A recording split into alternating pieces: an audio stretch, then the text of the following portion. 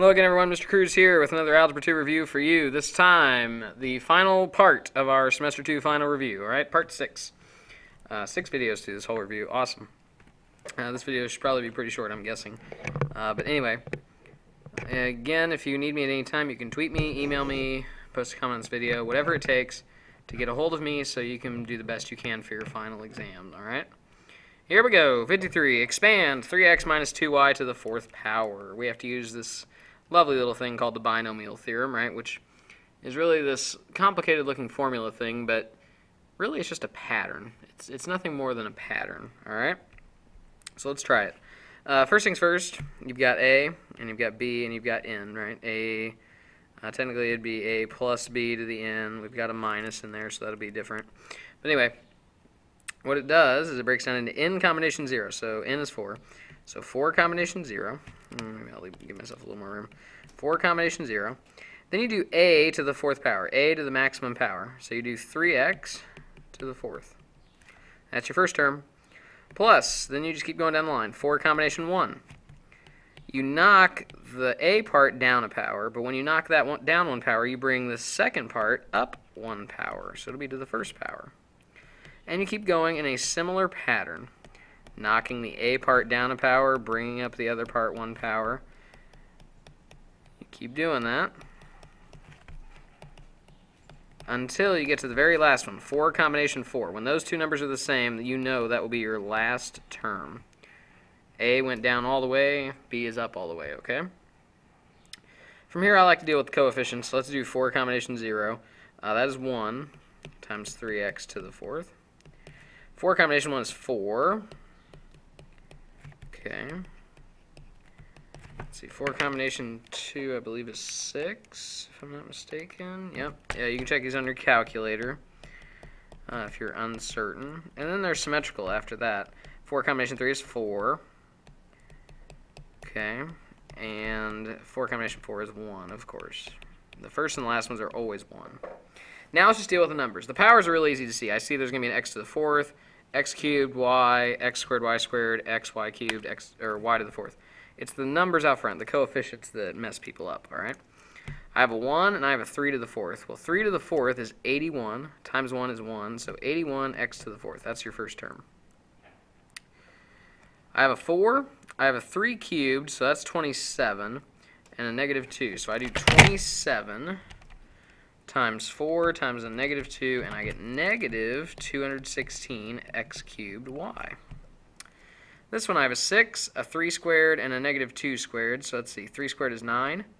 Negative 2 squared is positive 4, so 9 times 4 is 36. Times 6 is 216 x squared y squared. 4 times 3 is 12. Times, let's see, negative 2 to the 3rd power, that's a 3. Negative 2 to the 3rd power is negative 8. Negative 8 times 12 is a negative 96 xy cubed. And this last term, negative 2 to the 4th, that will be positive 16 y to the 4th. Okay, and there it is. Boom, we're done. We got it. Okay, so it's really just a pattern. Be careful with the coefficients, all right? Find the probability of 3 successes in 8 trials for the given probability of success, 0.3 on each trial. Okay. So, the formula for this is n combination x, p to the x, q to the n minus x, where n is the total number of trials, x is the number of successes you want, p is your probability of success, q is the probability of failure, okay? We want 3 successes, so 8 combination 3. P is 0.3 to the 3rd power, because that's how many successes I want. If p is 0.3, that means q is 0.7, and again, out of 8 trials, if I have 3 successes, I have 5 failures. Really, you just kind of plug this into your calculator. 8 combination 3 is 56 times 0.3 to the 3rd times 0.7 to the 5th. And you're better off just typing that into your calculator. Let's see. Anyway, you should get, if you do it right, about 25.4%. Okay? Fruit company guarantees that 90% of the pineapples it ships will ripen within 4 days of delivery. Find the probability of the case containing 12 pineapples will have at least 10 ripe within 4 days. 90%, that seems to be your p-value.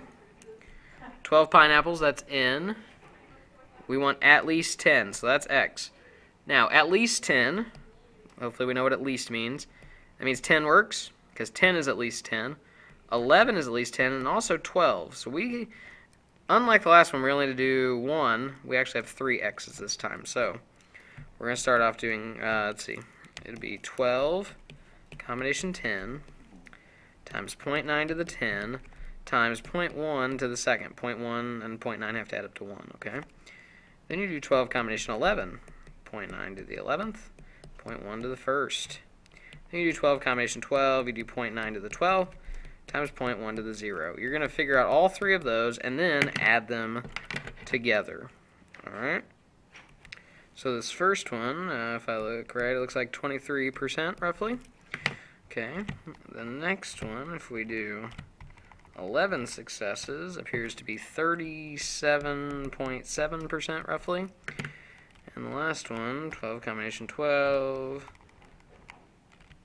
should be 28.2%, okay? And then now I just have to add those up. 23 plus 37.7 plus 28.2 gives you 88.9%. So we have an 88.9% probability that the case containing 12 pineapples will have at least 10 ripe within 4 days. Obviously, companies would want that, right? All right, the last 2 are normal curves, so they're not too bad. Sketch a normal curve for the distribution. So draw the curves. Label the x-axis at 1 and 2 standard deviations away from the mean. So there's 1, there's 2. They really don't want us to go past there. And label the percent under the curve. Well, we can go ahead and do that without even the numbers, right? These are always the same. In fact, I would have them on your note card. You probably do from your quarter 4 test. The mean is 45. Put that right in the middle. Standard deviation is 5, so I'm going to add 1 standard deviation here. 45 plus 5 is 50. Let's go ahead and add another one. 50 plus 5 is 55, okay? So there's that side, halfway done.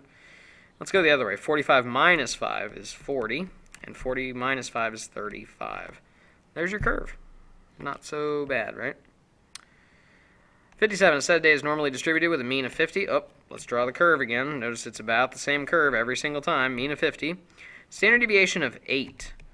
So I'm going to go ahead and label this curve because I feel like I'm going to need it.